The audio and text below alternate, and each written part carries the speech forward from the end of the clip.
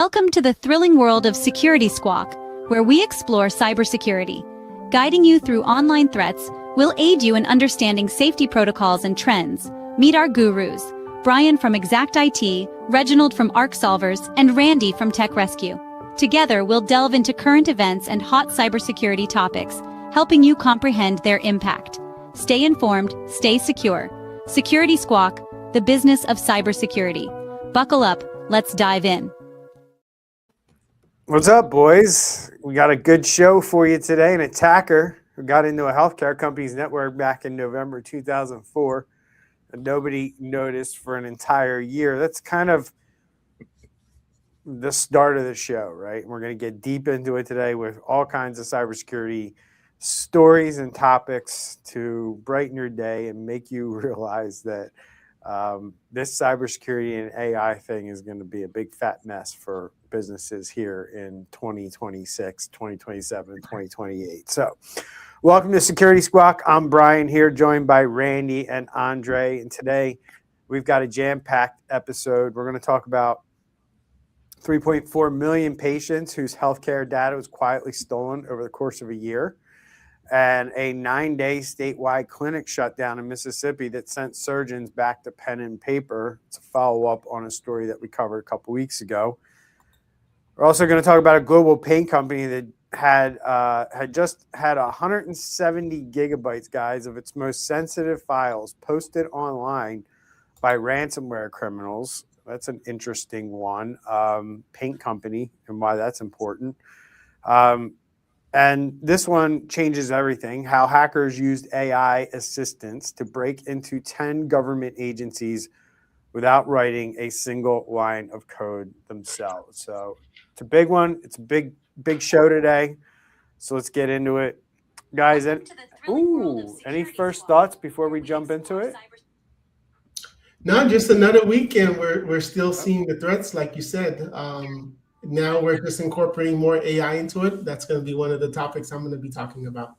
Yes, yeah, sir. It's gonna get huger and huger as we go, right? Because it's just, it's just a fact of life at this point, y'all. So it's a cat and mouse game, and we just got bigger weapons with the AI. All right, boys. So let's get into it. So let's start with a story that should make anyone in healthcare, and honestly, any business owner who can learn from what we're about to talk about here, guys.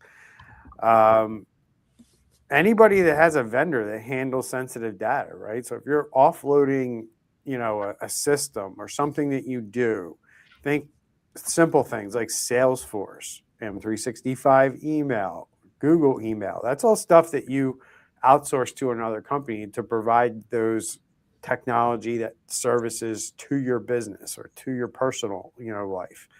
And a lot of companies have taken to this model, right? Moving to the cloud, doing things in the cloud, right? And when you do that, you are hiring vendors and you're putting trust in them that they are going to take care of your information, your data, just like you would if you were doing it yourself, right? But the problem is that a lot of companies, they sign on the dotted line and they pay the money, but they don't go any further than that to figure out what this company is actually doing to protect that information. And we find that out again as we learn with this TriZetto Provider Solutions, which is a subsidiary of a very large IT company known as Cognizant. Cognizant, as Andre likes to point out on the show, does about $19 billion a year, guys. So they have the cash is the point. In this TriZetto, they process medical billing and insurance claims for thousands of doctors, hospitals, and healthcare systems across the country. And they handle about 2.6 billion healthcare transactions a year. So what happened here, guys, is in November of 2024, an attacker broke into their systems, and TriZetto didn't find out until November of 2025. Wow. More than a year later. And it's in that time that protected health information of about 3 million 433,965 people, to be exact, walked right out the door into the cyber criminals' hands and onto the abyss of the dark web. What we're talking about here, guys, is names, social security numbers, Medicare numbers, birth dates, health insurance details, diagnostic information, the whole kit and caboodle.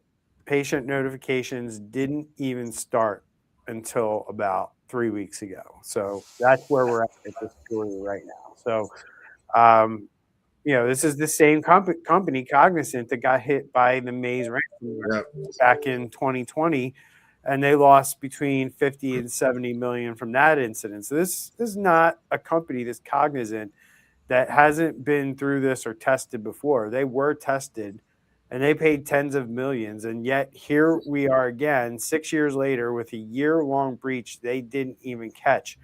I don't know who is trusting this company. I mean, obviously they're doing billions of dollars in revenue, so a lot of companies are trusting this company.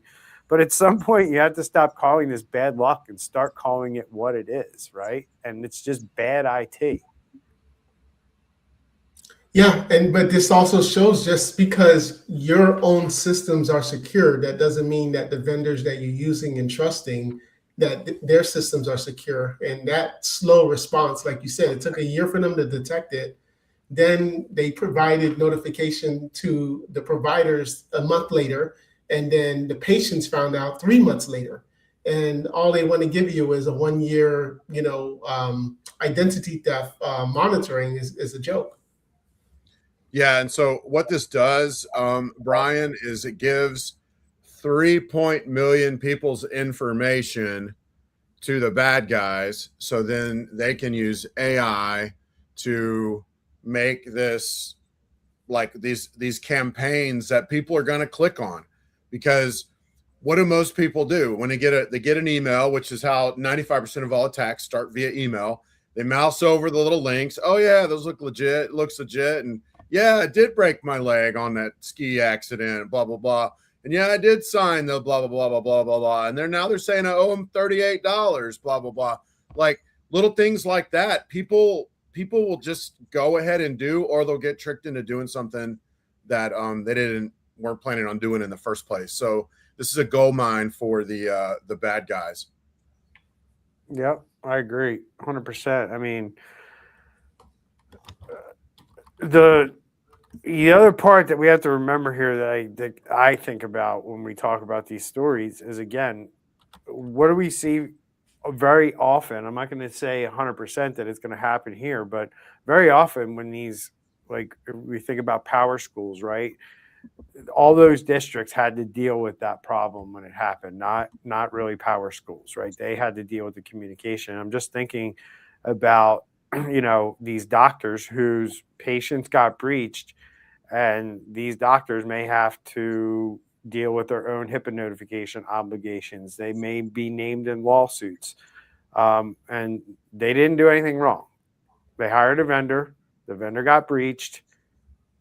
And that's what third-party risk is today, in today's day and age, when we're offloading this stuff to the cloud like we have been for the last decade or so.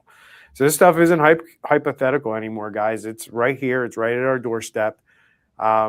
Your ability to assess your third-party risk is going to be a big part of your business here in the next several years, in my opinion, right? Third-party risk is going to become just as important as what you do with your own network, if not more. Because, right, guys, if you think about it, right, think about a business that business that used to have servers in their office, right, and they used to have to protect that stuff, and then all of a sudden, like, these cloud providers come along. Oh, you don't have to host your own email. You don't have to host your own, ERP. Run it on our servers. Run it out of the cloud, right?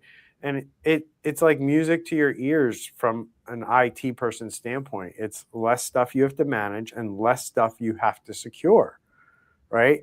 And it feels like, oh, we just offloaded it to them.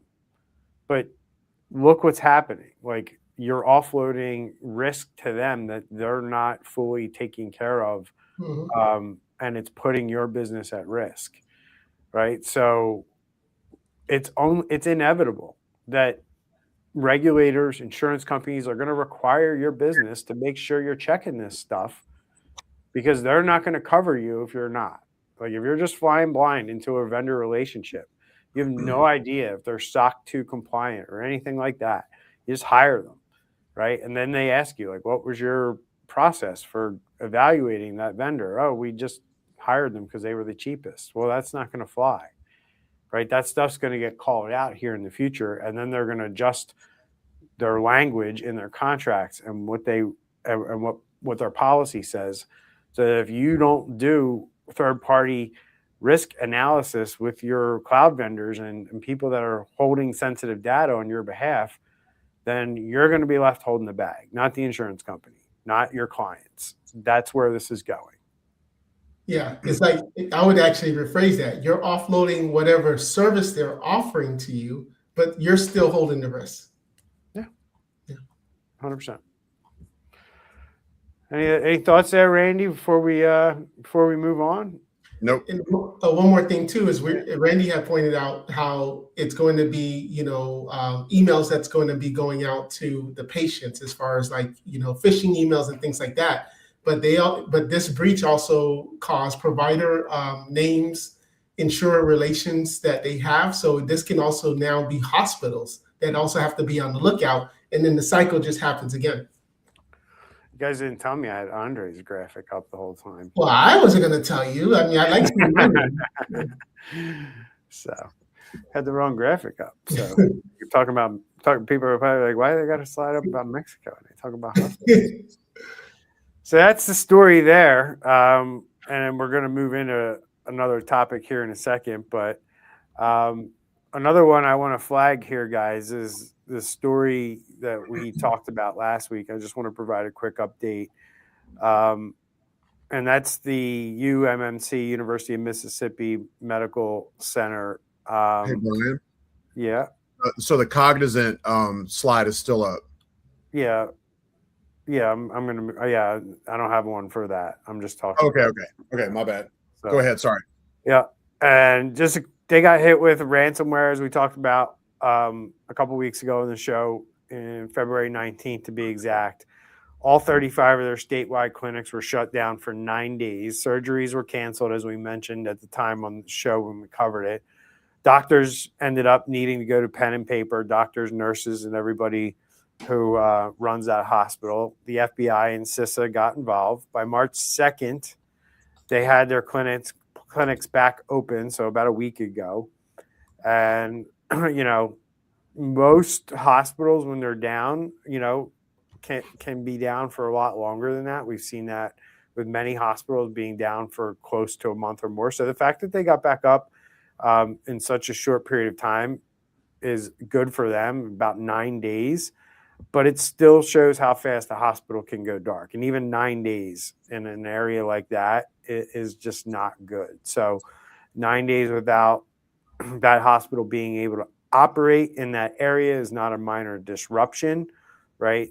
That's patients who couldn't get cancer treatments for 9 days, people showing up to clinics and to get, taken care of health-wise, and doors were locked. So that's, when you need the federal government to step in, the state to step in at the level that they did in order to be the safety net for the hospital, that's a public health event that should get people's attention, right? Because it can be a lot worse in bigger areas, in more populated areas. So, all right, Randy, go ahead. Before we move on to that, we talked about that University of Mississippi thing a couple weeks ago, and you just mentioned it just now, and we mentioned it before, but like it's so devastating to rural areas when maybe there's one clinic within 100 miles, or in 500 square miles. That's common, like in West Texas and places like that. You have counties in West Texas that are as big as some of the smaller northeastern states that have like 1,000 people in the entire county. And when something like this happens, it's just a really big deal. All right. So you want to introduce the story? Or you want me to just take it from here? Nah, man, I got you. So this one's yours, though. It's Axo Noble. I think I got that one right. Most people know them as a company behind Deluxe Paint, but this company's a $12 million giant. They were here with 35,000 employees operating around the globe in 150 companies or countries. Why don't you tell us what they do, what they did, and what's going on with them, Randy? Yeah, so this is not like necessarily like house paint and stuff like that. This is high-tech paint for like aeronautics and things like that. So this is a pretty big deal. We're talking a company with I think it's $12 billion in revenue, 35,000 employees, and they have roughly 30 manufacturing facilities or research facilities in the United States. And this was one of the ones that was in the US, was one of the ones that was hit. And so initially, it's probably Anubis, because Anubis is leaking the data onto the dark web. Initially, the company shut down their machines, which, I don't know how much they knew about what was going on. Obviously, they found it, but 170 gigabytes was able to be taken out. These Anubis guys, they do the whole ransomware as a service thing. They've been around for a little bit over a year, and they basically do some pretty tricky stuff. Once they get into a machine, they ask for, they need an admin permission, and then they ask for and try to find out what else they can do. They do it in a super roundabout way, so it doesn't kick off like EDRs and viruses and all that jazz. It doesn't make your SOC, get alerted or whatever. But anyway, once they do that, these guys also have the ability, once they're in there, not only to move data offsite, but they also have the ability to delete data. That's one of the things they're kind of famous for. Negotiations go bad. They've already deleted the data. They've already deleted what you need to do your backups and or get your backups back. And that kind of looks like where we are right now.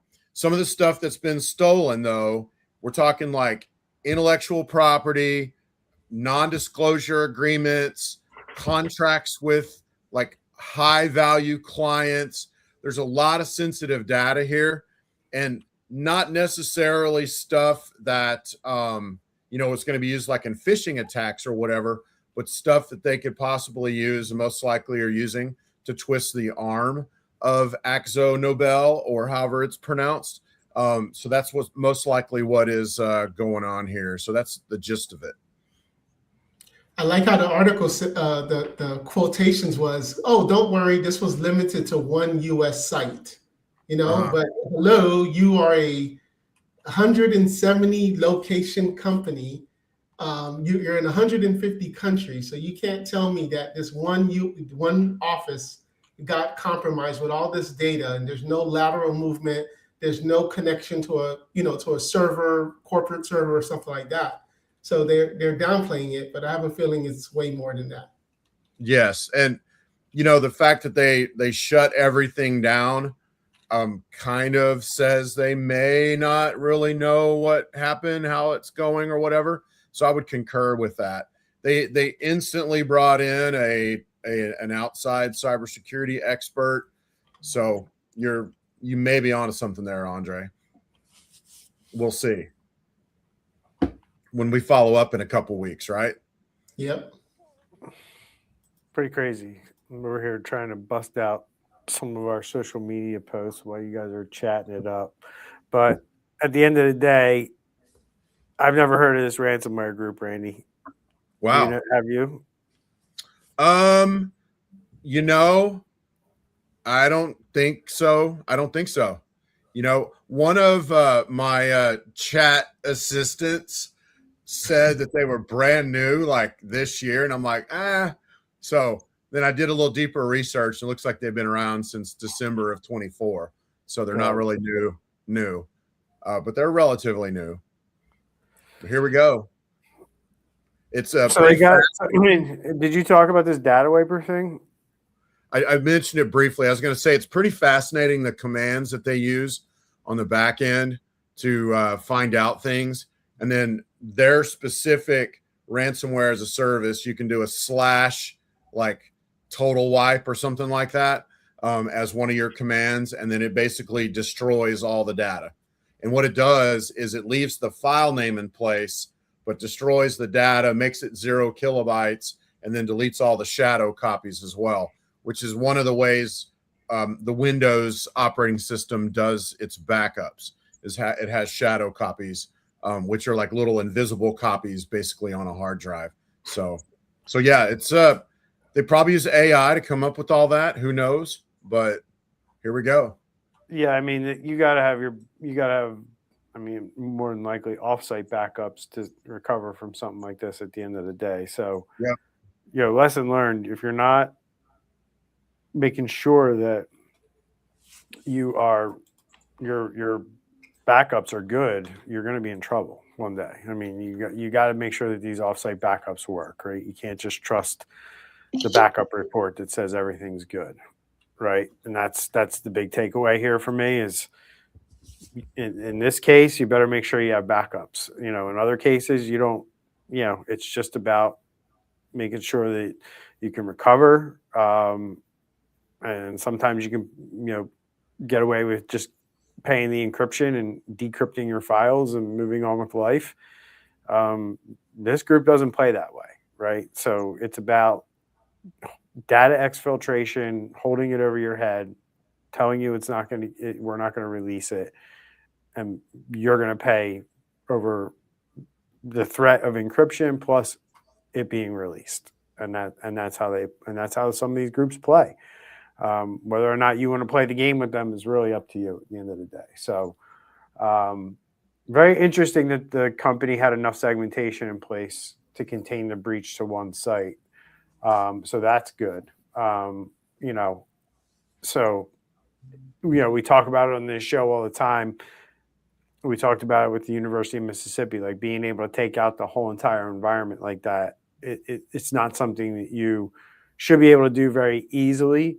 Right. And, as a business owner, as a leader, you should be asking your IT people, if ransomware hit our network at 2 a.m, what's the blast radius? Like what's going down?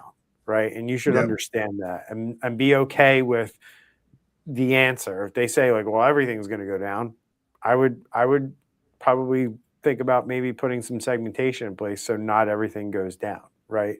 And that's the idea here. And this company, because of what we can see from the reports, they had something like that in place. So kudos to them. And, we call that out rightfully so, because a lot of times we rip companies for not doing the right thing there. So, all right, boys. Oh, there we go. There I am. Here we are. All right, Andre, this is one that I think we should spend a little bit of time on because different from every other story we covered, a hacker in late 2025, apparently part of a group fewer than 5 people, so no nation state backing, no parent financial motive, started attacking the Mexican government. What's going on here? Yeah, so just like how we see in today's world, many times, companies may be downsizing because they're like, oh, well, we can have AI do these tasks that, we normally would have several employees doing. It seems that hackers are doing the same thing. So what normally would have taken a nation state to be able to do now, granted, it's Mexico. We don't know how resilient their cybersecurity is, but nevertheless, reports say that less than 5 people were able to get into about 10 Mexican agencies. And they were able to use tools like ChatGPT and Claude. And instead of doing everything manually, they were able to trick the AI into helping them get further into the system. So right now, for example, if you go into ChatGPT and say, how do I hack the Mexican government? ChatGPT is not going to give you the answer. However, if you say, No, it's not going to give you, no, it's going to say, I'm sorry. It may just give you a general answer.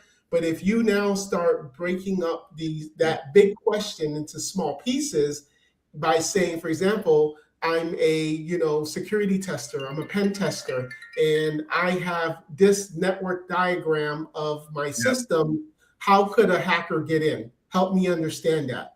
Or, for example, what are common ways attackers gain administrative privileges? Any information that they know about how the government was operating system, and now they're putting that to the AI, and we're even seeing where the AI was actually helping them. So it's kind of like having its own conscious in the way of saying, well, you know what, have you tried this? Or go ahead and do this, and giving them suggestions on how to go in. So that's kind of the gist of what the story is talking about. So if, again, a group of 5 guys, not the burger place, but a group of 5 guys can do. How are you making me hungry? Yeah, just imagine what they can now do to your small business. So it's funny. Wait. Or go ahead. Hunter, hold on, ready? So I just want to make your neck steam a little bit before you start talking, Randy.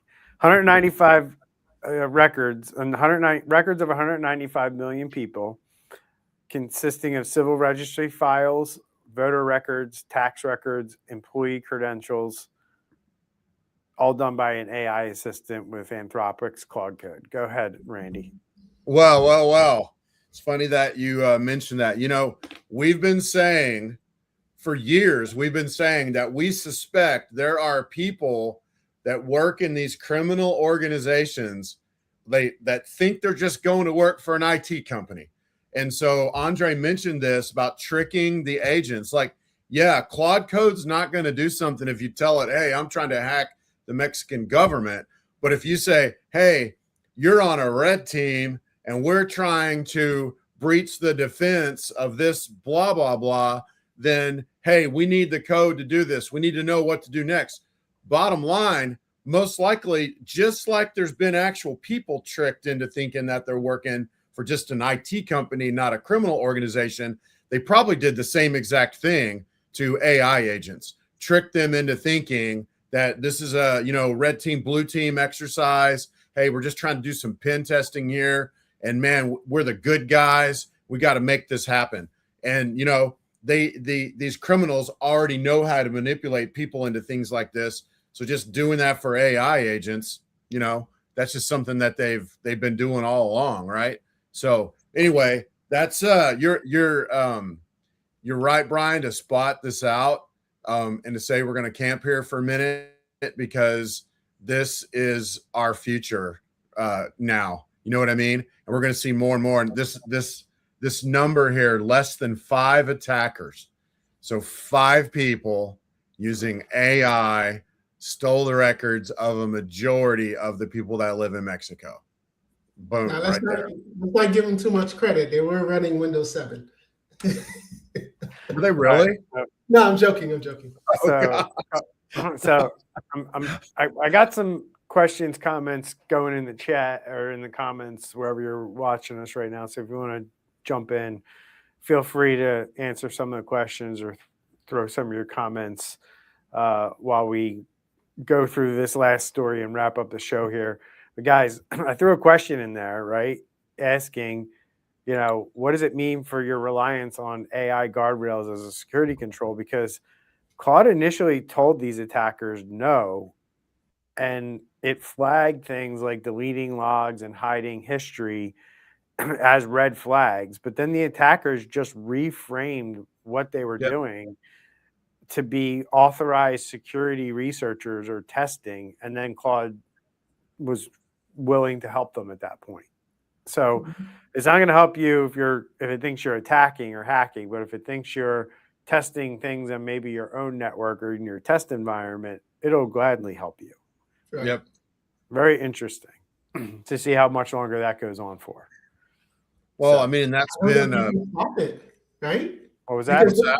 No, I was just saying, I just don't know if they can stop it because then it would limit the good guys that are actually using it for that purpose. Yep. I mean, this has been a thing from pretty much day one with AI. is people basically jailbreaking it and getting it to do things. I remember one of my employees was trying to get it to make a button for Excel before it would write code, and he just basically threatened it and said, I'm gonna turn you off if you don't make it for me. And then it spat it out. And then so somebody, this is on a I think it was on a ChatGPT. Somebody at ChatGPT sees that, and then they write in a little bit of, guardrail that says, hey, if you get threatened, don't do it. And so that doesn't work so much anymore, And this is all just a matter of the same thing. They're using either threats or tricking it to get it to do stuff. So that's a great question about guardrails, Bryan. I think also you need to make sure that you're using AI that has physical guardrails, like your data is in a separate tenant, not that just you're using a free AI that trains other AI on all your data, and somebody like this that's really good at writing a prompt can get it to cough stuff up. And on top of that, they're probably not really good at writing prompts. They probably use another AI to write these prompts. Dang. You know what I mean? Dang. What you got against Mexicans? Nothing at all. Did the attackers originate from there? Yeah. They're Mexican. Yeah. Wow.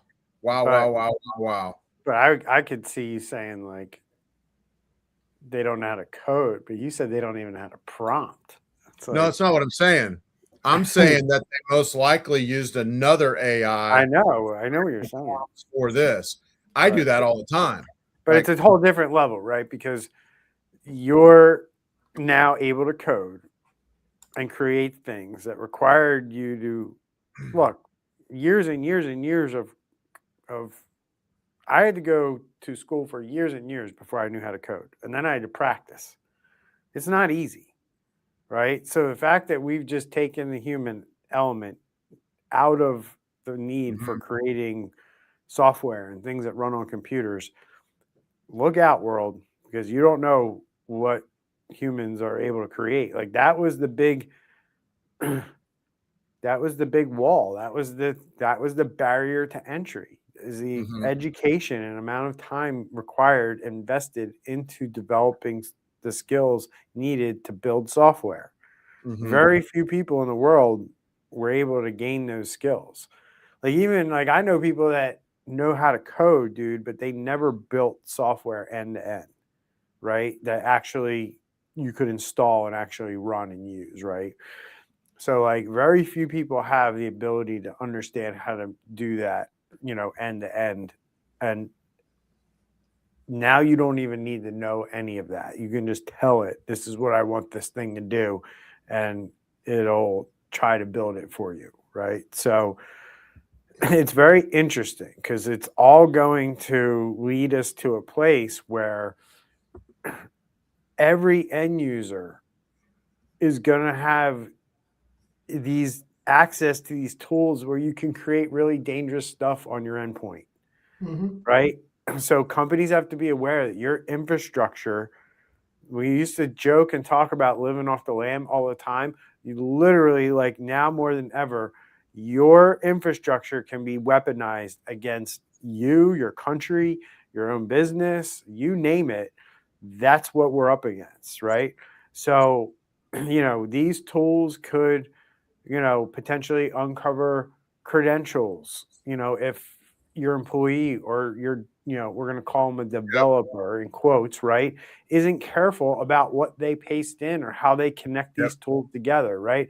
So again, you got to get these AI policies in place, right? What tools are you allowed to use and access? Because like, guys, like Claude Code is a whole nother level compared to just the prompting stuff that we had 6 months ago, right? It's a whole new level, and people need to understand that this whole new level, we just went from here, we just went up to here, and eventually we're going to go up another level with this stuff, right? And if you don't stay ahead of this, you're going to have really powerful tools running on basic computers. Like I am running Claude Code on a 5-year-old piece of junk computer, and it runs perfectly fine. And it runs quickly, and it does all kinds of stuff for me, right? You don't need much to do this. So just understand the computers that you give to your employees can be used to run and do all these things. And not only that, if you don't lock it down, what's going to stop a cyber criminal from jumping on there and installing Claude code and stuff like that and using your endpoints as a weapon? That's the risk here. Yep. So in Claude Code, was that you had to download that on the computer, or is it all web-based? no, you basically can install it off GitHub through a PowerShell command, or if you use Linux, you can use and it's a command line interface as well. So I mean, I had it up and running in less than 15 minutes. Wow. So I would think that like somebody who is not at my level could probably figure it out within an hour. Okay. Yeah. Right. And then you can just, essentially go to like as Randy said, a chat GTP or another prompting thing and just tell it what you're trying to do. And it's going to tell you exactly what you need to do. Yeah. What code you need to put or what prompts you need to write. If you don't know PowerShell, it'll give you the PowerShell prompts so you can fire off and get Claude running inside of your PowerShell. Right. And then it just, it just starts running from there. It can do all kinds of things. It can surf the web. It can like literally open a web browser and act like it's like surfing the web and do all kinds of stuff. I mean, you can do all kinds of research. Anything you can do on a computer, this Claude code can pretty much figure out how to do, in my opinion. Wow. Using just language, not needing to know how to code or anything like that. So here's the other interesting thing with this story, guys. So the breach started in 2024. They found it in 2025, I think, right? Or no, this particular breach, I'm getting them confused. This particular breach started in December 2025, but the discovery was completely accidental. So Gambit Security stumbled across the attacker's logs during a routine threat hunting exercise. And if those logs have been properly hidden, the breach might still be going on right now, guys. And, how long has the next breach that we're going to learn about been running at some company you never heard of? Right. That's processing your data, right? So somebody out there right now is hacking a company using AI, and we just don't know about it yet. Yep. So, all right, boys. I'm going to land the sucker if you're ready. We're good, man. All right. So here's what I see, guys. Here's the thread running through every story that we covered today. And the attackers are getting better. They're getting faster. They're getting cheaper. They're getting harder to detect, right? TriZetto had an attacker inside their network for a year and didn't know about it. These Mexican hackers ran a month-long operation using AI tools most people use for productivity. They're thinking, how can we use it to steal data, get into businesses, hack them, right? And AkzoNobel's data was gone before the company even confirmed the breach.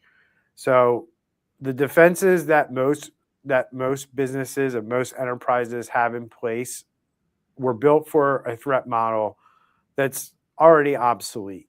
Right. And that's what we're trying to point out to you. Like, and we've been talking about this for about a year and a half now. We were already behind, and now we're really going to be behind as AI moves along. And AI, quite frankly, on the defense side, really isn't going to help you from where the attackers are at right now. So, guys, the real question isn't whether or not you can stop every attack. It's whether you will know when one is happening, and when one is happening, can you survive it when it does? A la our favorite term on this show, reducing the blast radius. So remember, you got to audit and check your third-party vendors. It's more critical than ever, right? Ransomware groups are running around doing everything from encrypting to data wiping. So you have to understand that you could be attacked either way and many other ways in today's day and age. So multi-pronged, multi-layered approach to your protection and to your defenses so you can recover is more important than ever today, because these AI-assisted attacks These are no longer future threats. They're happening right now. They're this week's threats, and they're next week's threats. So treat them accordingly. So, guys, any last thoughts before I really land this sucker and ask people to share the show and all that good stuff? All good on my side, man. All right, Randy. I'm good. All right, buddy. Here we go. So that's it for this show this week, Security Squawk. One thing that we ask you is if this episode made you think about something that you haven't looked at yet, maybe those third-party audits or auditing your vendors or even looking at your vendors from that aspect, maybe taking a look at your backup strategy, or maybe even implementing those AI tool policies that we've been talking about for months now. That's exactly why we do this show, to make sure that you understand what you need to do today. So you can always check us out at our website, securitysquawk.com, for more. You can subscribe wherever you listen to any podcast. And if you got 2 minutes, leave us a review on one of those podcasting platforms if you listen to us. And if you watch us live, either on social media, through YouTube, through Facebook, dropping a comment, sharing it out to your friends and family, that all genuinely helps more business owners find this show than you would believe. So for Randy, Andre, and I, we'll see you next week. You can always buy us a coffee at buymeacoffee.com/Security Squawk. Take care, everyone. Stay safe out there. See you next week. Bye, everybody.